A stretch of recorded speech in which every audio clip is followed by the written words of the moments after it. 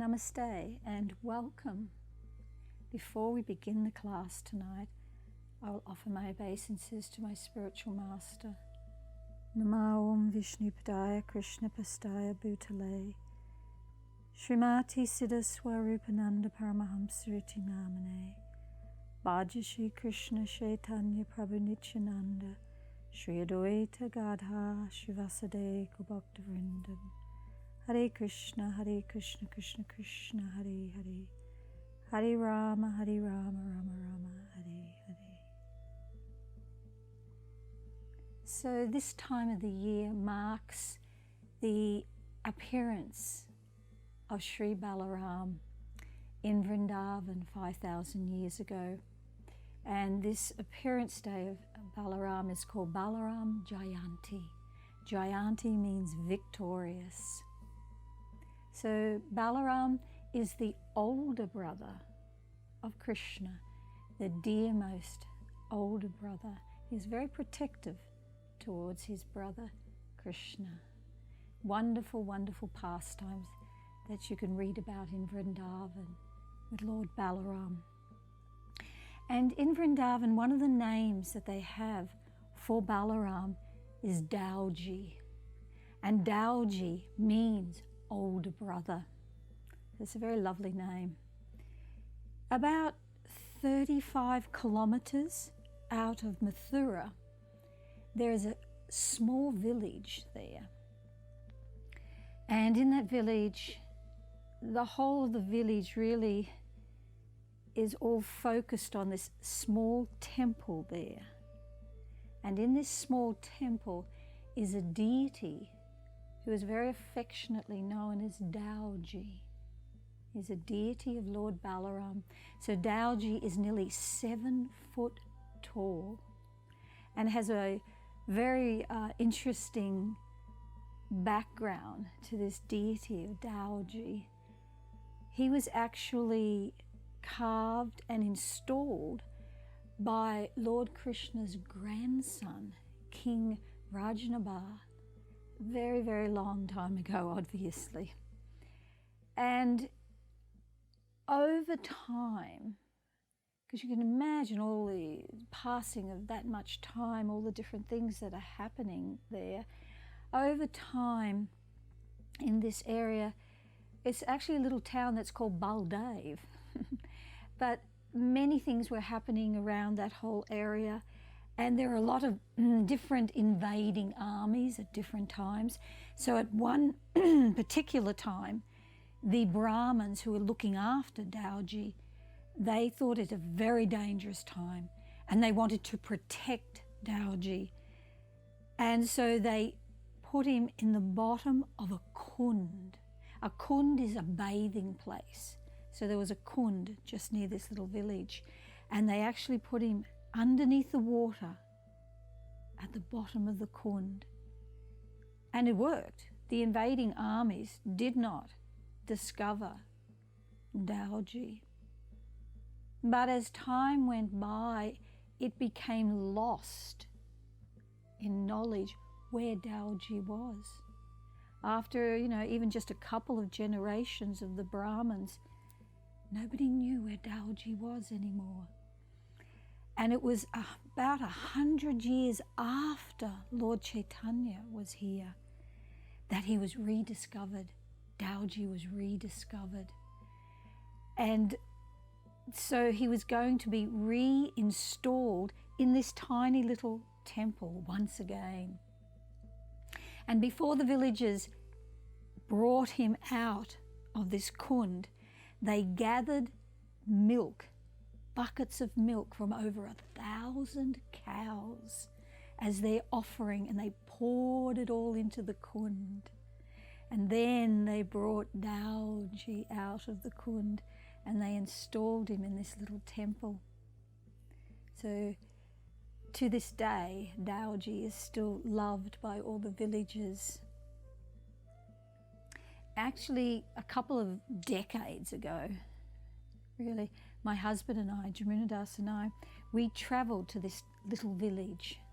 It's quite a distance away from Vrindavan, but we travelled there just to go and visit Daoji. And we arrived there, and outside the temple is Southern Indian style construction, which means Southern Indian style means that they have the temple room and they have doors, you know, to close and protect the deities. But then it's sort of more open air. It's not sort of like inside a temple, the rest of it. So it was very much like that, but they'd also built a very high wall around this whole temple as a way of protecting the deity.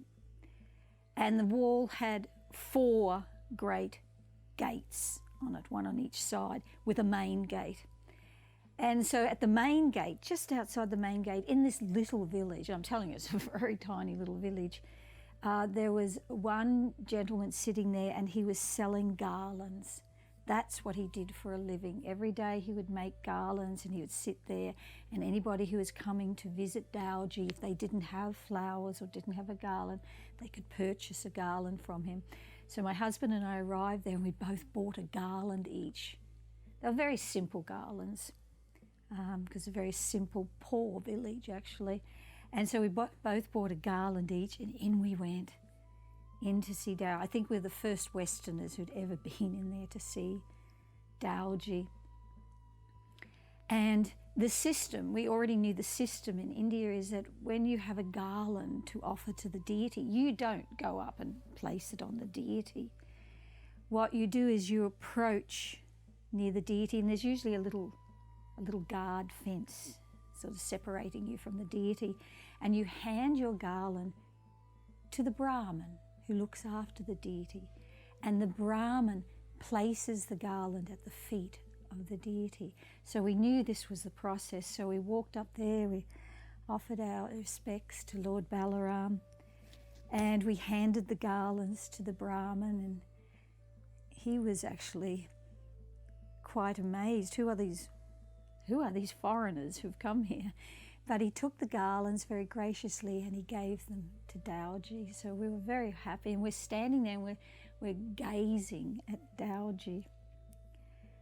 But we'd only been there maybe 10 minutes, not very long at all, when all of a sudden this tall, very imposing guard, and he had a rattan stick, he comes up to us. He couldn't speak English, and the Brahmin that was there couldn't speak English, but he comes up to us and he's indicating to us to leave right now. And we're going, gosh, we just arrived. We travelled a long way and we're only there maybe 10 minutes and they're telling us to leave.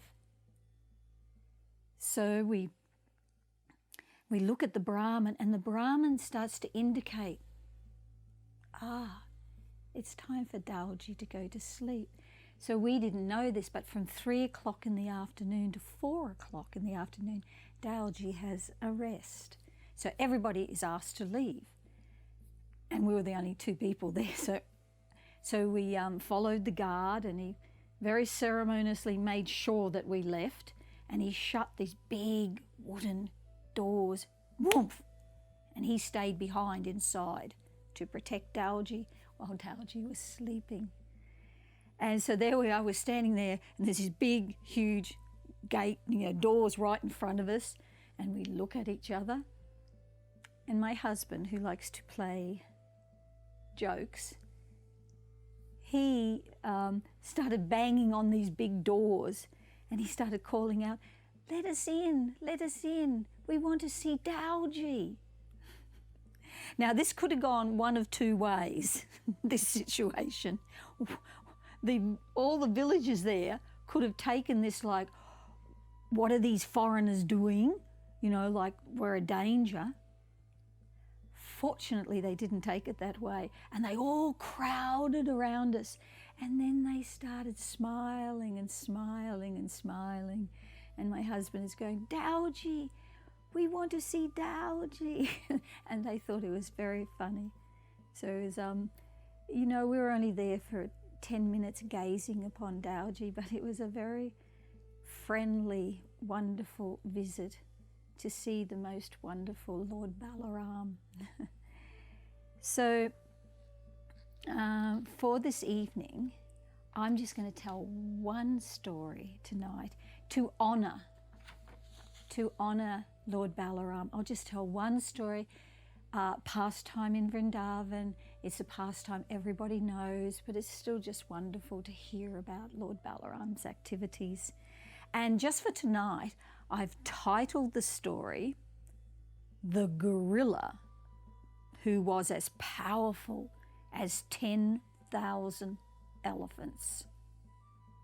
So I think you can guess which story this is going to be. So let's begin. I'll read the story. There once lived a very mighty gorilla named Dvivida, who was a close friend of King Boimasura, who had kidnapped 16,000 princesses from all over the world.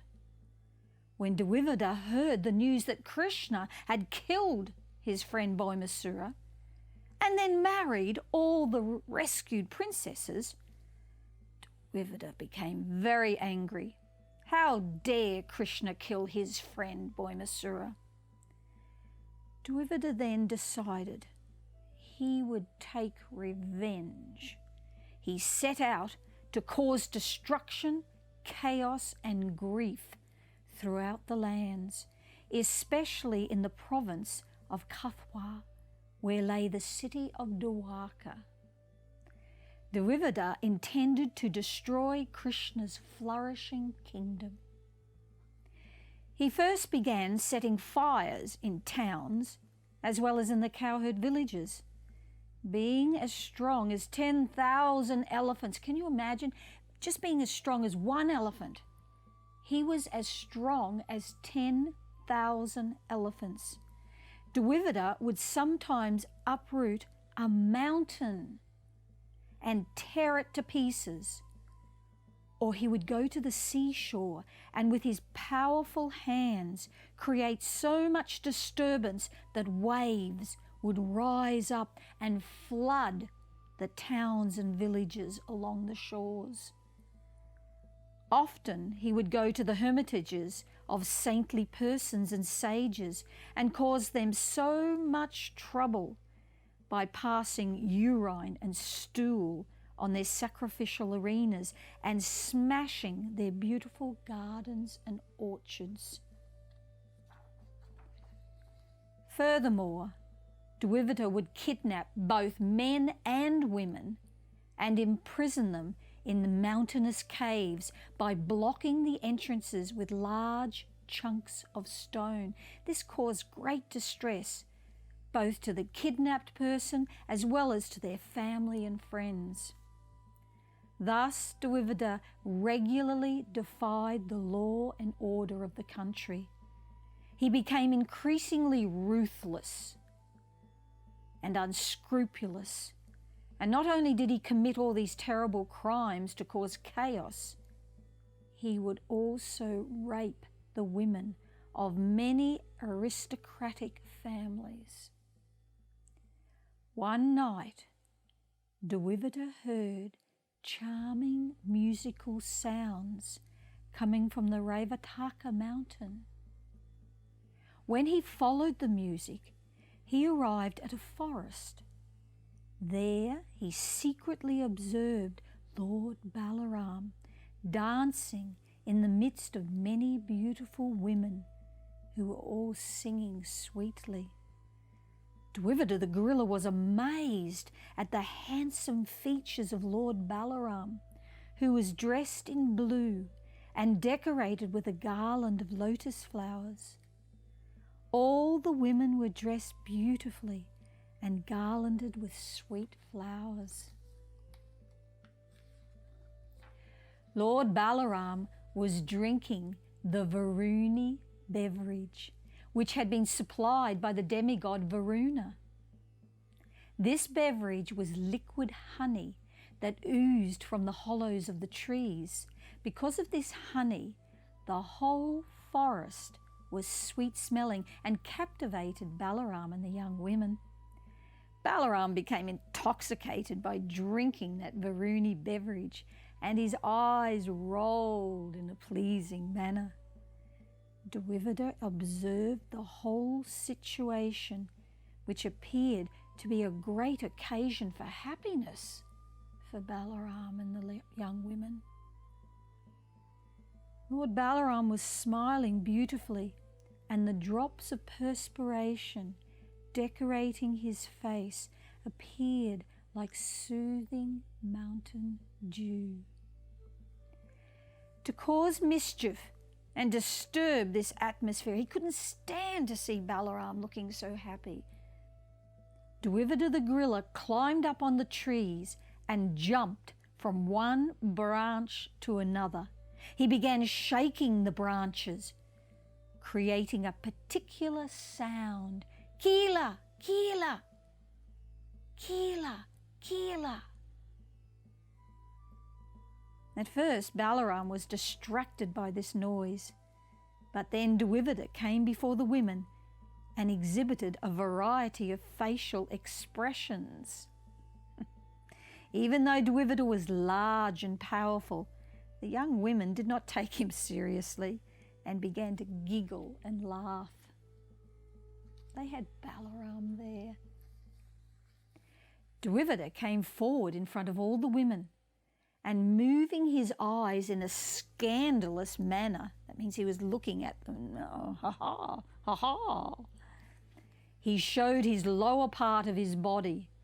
Dvivida was completely lacking in modesty. Oh, he's gone too far now. Seeing Dvivida acting so disrespectfully towards the women, Balaram, who's a hero for all the ladies, Balaram picked up a stone and threw it at him.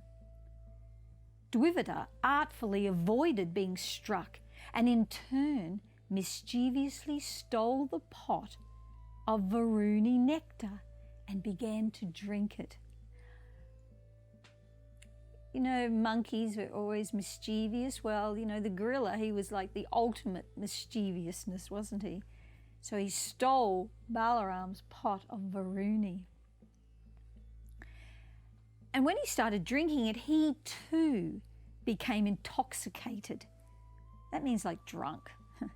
He attempted to tear off the valuable clothes worn by Balaram and the young women. So he's an out-of-control drunk now, okay?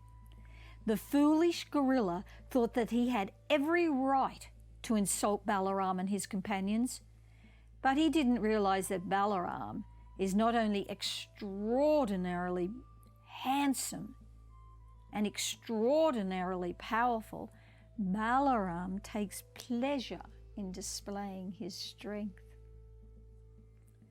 Watch out now, Dvivida.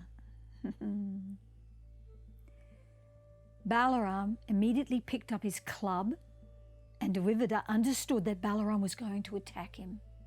Dvivida immediately uprooted a big oak tree, and with great force he attempted to hit Balaram's head. However, the Lord caught hold of the tree and remained undisturbed, just like a mighty mountain being struck by small raindrops. What an analogy. A mighty mountain struck by raindrops. It would mean nothing to the mountain, would it? No disturbance whatsoever. And that was Lord Balarama. Balaram then took his club by the name of Sunanda and struck the disgraceful gorilla. Dvivida's head was injured, and currents of blood flowed from the wounds. Actually, the blood looked just like a stream of liquid manganese flowing down a mountain. Ignoring the wound, the gorilla retaliated by uprooting a big oak tree, and after clipping off all its leaves, he attempted to strike Balaram's head with it. An oak tree is a mighty tree, so he was going to hit Balaram with this mighty tree. Balaram tore the tree to pieces with his club, and so the fighting continued.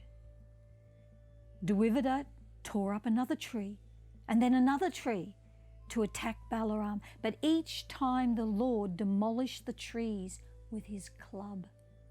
As a result of this continuous fighting, the forest became treeless. That's how long the fight went on for. With no more trees standing, Dvivida turned to the hills and, picking up large rocks and stone slabs, he bombarded Balaram. Lord Balarama was in a great sporting mood and smashed all these stones and rocks to powder with his club. How wonderful. When there was no more stone slabs left lying around, Dvivida stood waving his strong fists, challenging Balarama. With great force, the gorilla then rushed forward and beat the chest of Balarama. Now this angered Balarama, and he put down his club, and with his wonderful hands, he struck the collarbone of the gorilla. This proved fatal for Dvivida, who immediately vomited blood and fell down dead on the ground. And the surrounding hills shook with the vibration of the falling gorilla. At the death of Dvivida, jubilant sounds of victory were heard from outer space, because you see there had been an audience watching all this. All the sages and demigods from the heavenly planets who had been observing this great battle showered flowers on Balarama. They chanted, "All glories to Lord Balarama. Let us offer our respectful obeisances unto your lotus feet. By your killing this great demon, Dvivida, you have initiated an auspicious era for the entire world." They were very happy.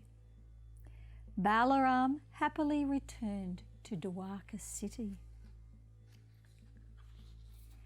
Despite being as powerful as 10,000 elephants, Dvivida was terminated by Balarama, and the people of the province of Kathwa were satisfied. Their hero once again, Balarama, their hero. So in that little story there, remember I was talking about a Varuni nectar that Lord Balarama would drink? There was the honey coming from the tree. Lord Balarama loves this particular Varuni nectar. And this is one of the reasons that on his appearance, say, the devotees all around the world, you'll see some devotees offering honey to Lord Balarama. It sort of like symbolizes this Varuni nectar that he loved.